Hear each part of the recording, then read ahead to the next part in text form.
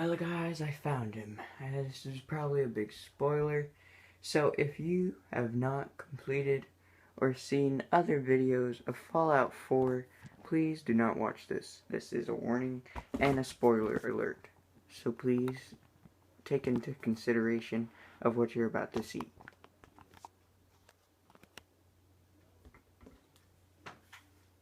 It's true. In the vault, you had no concept of the passage of time. You were released from your pod and went searching for the sun you'd lost. But then you learned that your son was no longer an infant, but a 10-year-old boy. You believed that 10 years had passed.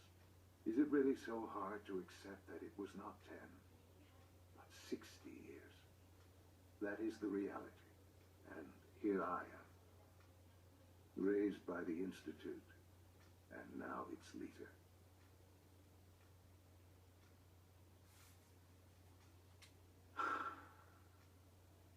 Hell of a story. But I guess it does make sense. I'm glad you're willing to accept the truth. It's quite encouraging. At that time, the year 2227, the Institute had made great strides in synth production, but it was never enough. Scientific curiosity and the goal of perfection drove them ever onward. What they wanted was the perfect machine. So they followed the best example thus far. The human being, walking, talking, fully articulate, capable of anything.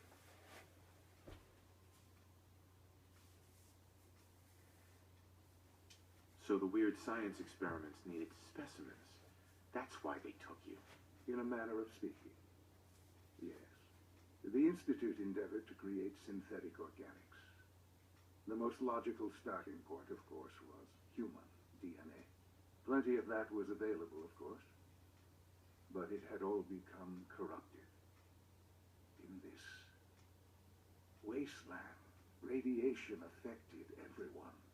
Even in their attempts to shield themselves from the world above, members of the Institute had been exposed. Another source was necessary. But then the Institute found me after discovering records from Vault 111. An infant, frozen in time, protected from the radiation-induced mutations that had crept into every other human cell in the Commonwealth. I was exactly what they needed. And so it was my DNA that became the basis of the synthetic organics used to create every human-like synth you see today. I am their father. Through science, we are family. The synths, me, and you.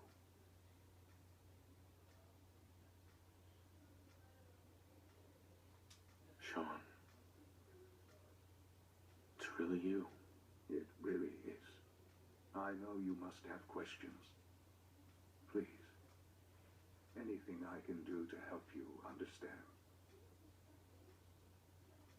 Your mother. She never got to see you grow up.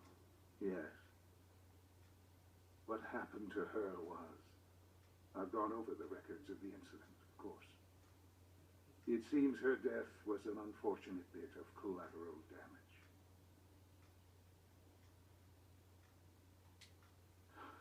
You don't remember. You didn't see it the way I did. It was brutal. Yes, I'm sure it was. Sadly, the world has become a brutal, unforgiving place. For many years, I never questioned who my parents were. I accepted my situation, and that was that. With old age comes regret, and asking what if more often. But what matters now is that you and I have a chance to begin again. What else can I say to ease your mind?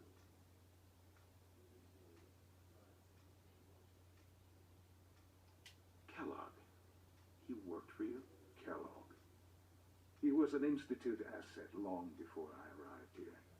It wasn't until I became director that I learned of all the things he'd done. What kind of man he was. After what I've seen, I pity the man. He was as much a victim as anything. After what he did to you, I'm shocked you would be so generous. But yes, I understand you've experienced things. Perhaps you ended up knowing him better. I, for one, will never truly forgive him. The Institute took advantage of Kellogg's vicious nature. I will freely admit that. Institute technology prolonged his life, and his usefulness far beyond any normal human lifespan. He never failed the Institute, but his cruelty became more apparent with every completed objective. I won't lie. It's no coincidence your path crossed his. It seemed a fitting way to allow you, us, to have some amount of revenge. What else can I say to ease your... So you're in charge of the Institute? I am the acting director, yes. I spent decades working to reach this point. It's a responsibility I take very seriously. The Institute. It's important. It really is humanity's best hope for the future, no matter what those above ground might think of us.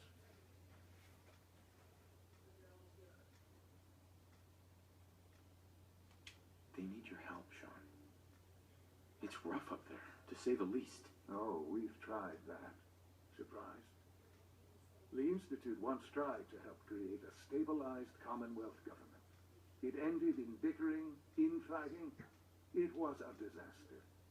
No. We look after our own now. Ultimately, the Commonwealth has nothing to fear from us. Whatever you've seen or heard, I know I can convince you of that. Just give me time. I know there's more for us to discuss. But the Institute is on the verge of some important breakthroughs. Your presence would be appreciated as we approach them. I've been a part of something amazing here.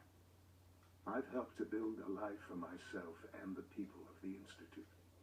And now, after all these years, you have an opportunity to help with that. Doesn't that intrigue you? Isn't that what you want?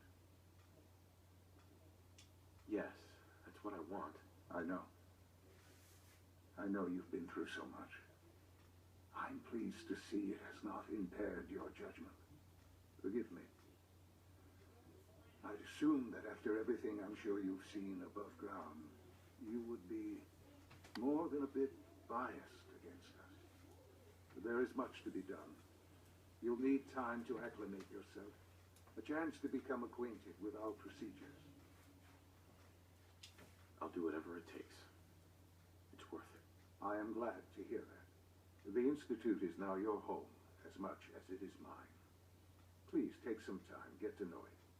Meet the people you'll be working with. You'll want to introduce yourself to the division heads.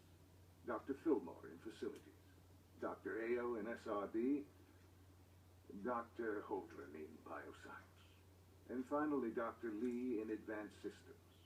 They've all been notified of your arrival, of course. Alright guys, well that's basically Shuan.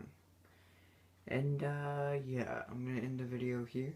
And so that's a pretty big point in the game. I mean, you finally found Shuan. He fooled you with this right here,